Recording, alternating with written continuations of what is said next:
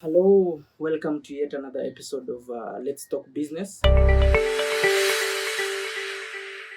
This is the second episode in what we are calling small to big roadmap. What we are saying is we are starting with what we have. We are starting small with the aim of growing big. And many big businesses that we know currently and admire, as we said in our previous episodes, started from somewhere. They started very small. But what I want us to look at in this episode is when you are starting small, then it is important that you are able to see the future from the beginning, the end from the beginning, so that you have that version 5 of your business while you're still doing the version 1 of your business.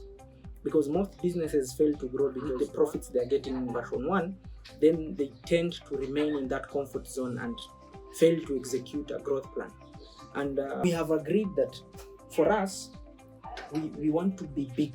We want to grow to that to those levels, those huge levels. The point is, you start with a growth plan.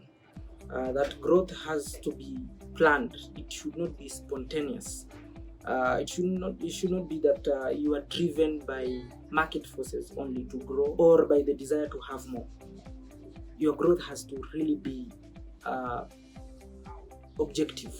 It has to be planned. It has to be growth that is not responsive. It's advisable, of course, to start with a long-term vision, but don't try to boil the ocean.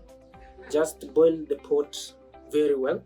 Then now you can move into boiling the big waters. Big businesses like KFC, for example, it started way back in 1930. Colonel Sanders started the business as a roadside chicken frying business a long time ago, around 89 years ago. And in 1952, they registered their first franchise. And right now, we are looking at a business that grew eventually to doing turnovers of over $23 billion, serving 138 countries with 22,500 franchises. So we are looking at a business that just started as a roadside chicken frying business and now is a well-known brand called KFC. Another business is like McDonald's, for example. McDonald Corporation was founded in 1940 by Richard and Maurice McDonald. And these guys started it as a hamburger stand in California. And now the business has grown into the largest food chain restaurant, serving over 69 million people with 33,800 franchises and over 100 countries.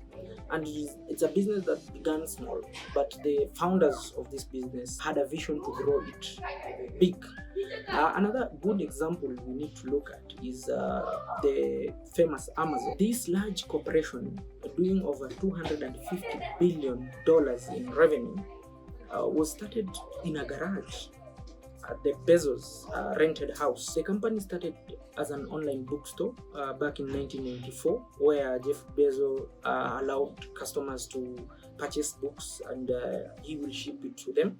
He first named it Cadabra, then went by and thought he will call it Relentless. Up to now, when you search relentless.com, it will still lead you to Amazon. And he later changed, and which is a very important tactic that we'll learn in the next few videos.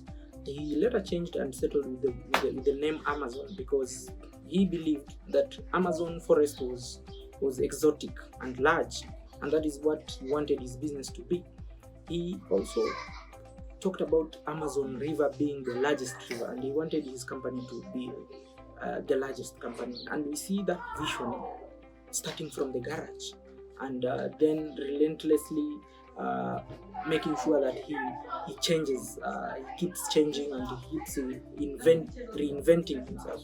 Because Amazon started as a bookstore, then they went into publishing. They went to online ebooks. They went to cloud computing. They went to producing the Fire phone, the smartphone. They went into acquiring Whole Foods, a supermarket chain. They went into shipping, where they started shipping services.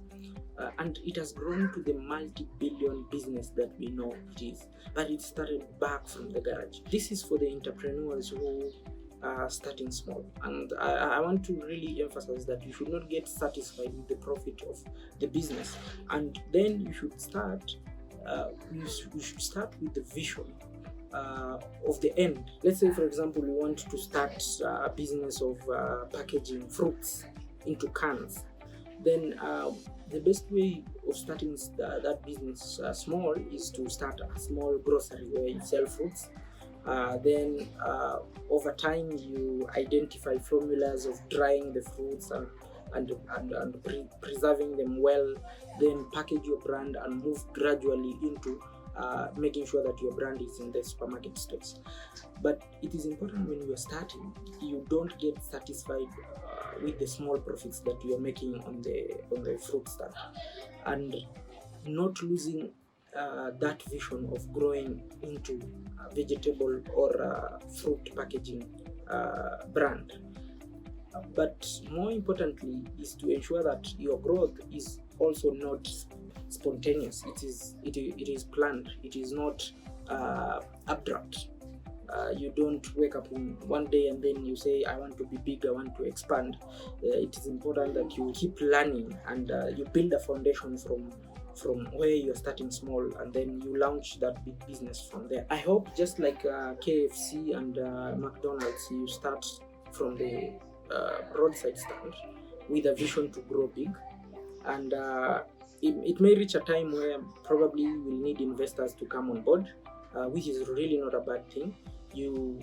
For your growth, then you have to be very tactical, otherwise you will not be able to make it, because we will look at the examples of the companies that have used the challenges they faced when they wanted to go to the next level, because going to the next level is always tough as a small startup. People will tend to threaten you with lawsuits. There's a lot of bad competition, but I want to tell you, if you remain relentless as Amazon was, you will be able to make it to the future. And sometimes you may start small and then realize that the model you started on is not working. And I always say that it is okay to get market intelligence as you're going along, and realize that if I wanted to go pineapple way, then I might have to do mango. And it's not really, don't sweat over it.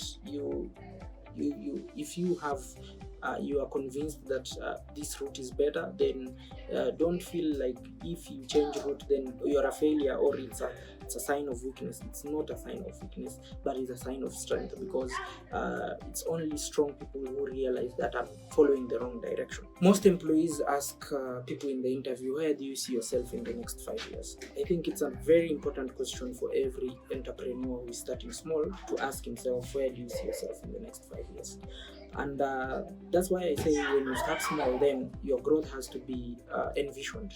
Just the same way the businesses I've mentioned, like KFC, McDonald's, Amazon, these are people who started with the vision of growing big, and relentlessly not giving up on the way, relentlessly keeping evolving and keeping metamorphosizing.